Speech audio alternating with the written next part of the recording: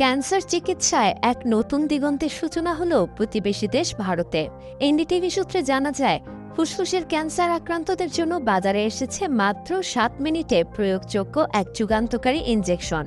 Switzerland ভিত্তিক বহুজাতিক ওষুধ কোম্পানি রোশ ফার্মার তৈরি টিসেন্ট্রিক নামের এই ইনজেকশনটি ক্যান্সারের প্রচলিত ইমিউনোথেরাপি চিকিৎসাকে আমূল বদলে দেবে বলে আশা করা হচ্ছে।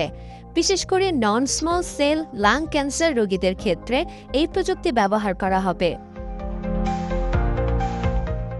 চিকিৎসা বিজ্ঞানের চিরাচরিত নিয়মে ক্যান্সারের ইমিউনোথেরাপি বা কেমোথেরাপি দিতে রোগীদের হাসপাতালের বিছানায় ঘণ্টার পর ঘণ্টা শুয়ে থাকতে হতো। স্যালাইনের মাধ্যমে শিরায় বা আইভি ইনফিউশনে ওষুধ দেওয়ার এই দীর্ঘ প্রক্রিয়া রোগীদের যেমন শারীরিক ও মানসিকভাবে ক্লান্ত করত, তেমনি হাসপাতালের উপর তৈরি করত বাড়তি চাপ। তবে নতুন এই উদ্ভাবনে দীর্ঘ সময় ধরে হাসপাতালে থাকার বাধ্যবাধকতা আর থাকছে না। এটি সরাসরি রোগীর ত্বকের নিচে সাবকিউটেনিয়াস পদ্ধতিতে প্রয়োগ করা হয়, যার পুরো প্রক্রিয়া শেষ হতে সময় লাগে মাত্র 7 মিনিট। চিকিৎসকরা জানিয়েছেন, এই নতুন ইনজেকশনে অ্যাটেজোলিজুম্যাব নামের একটি বিশেষ ওষুধ ব্যবহার করা হয়েছে। এটি মূলত মানবদেহের PD-L1 নামক একটি প্রোটিনকে ব্লক বা নিষ্ক্রিয় করে কাজ করে। সাধারণ অবস্থায় ক্যান্সার কোষগুলো এই প্রোটিনের আড়ালে লুকিয়ে থাকে, যার ফলে শরীরের স্বাভাবিক রোগ প্রতিরোধ ব্যবস্থা বা ইমিউন সিস্টেম তাদের খুঁজে পায় না। নতুন এই ইনজেকশন প্রোটিনটিকে নিষ্ক্রিয় করে দিলে শরীরের নিজস্ব প্রতিরোধ কোষগুলো সহজেই ক্যান্সার কোষকে শনাক্ত করতে পারে এবং তা ধ্বংস করতে শুরু করে।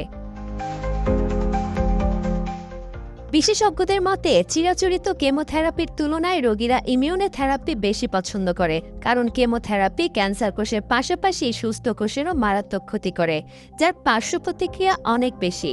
অন্যদিকে এই ইনজেকশন শরীরের নিজস্ব প্রতিরোধ ক্ষমতাকে জাগিয়ে তোলে এবং এর ক্ষতিকর পার্শ্ব প্রতিক্রিয়াও তুলনামূলক অনেক কম।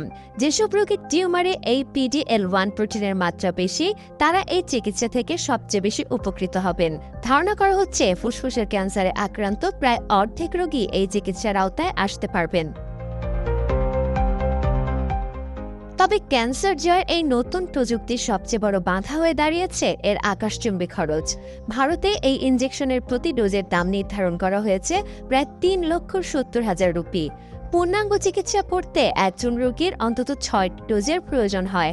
ফলে সব মিলিয়ে চিকিৎসা ব্যয় সাধারণ মানুষের নাগালের বাইরে চলে যাওয়ার শঙ্কা রয়েছে। যদিও খরচ কিছুটা কমাতে রোশ ফার্মা ব্লু ট্রি নামের একটি সহায়তা কর্মসূচি চালু করেছে এবং ভারতের কেন্দ্রীয় সরকারি স্বাস্থ্য প্রকল্প CGHS এর আওতাভুক্ত করা হয়েছে এটিকে। ব্যয়বহুল হলেও দ্রুত চিকিৎসা, কম ভোগান্তি এবং দ্রুত বাড়ি ফেরার সুবিধার কারণে এই ইনজেকশনটিকে চিকিৎসা বিজ্ঞানের একটি বড় মাইলফলক হিসেবে দেখা হচ্ছে।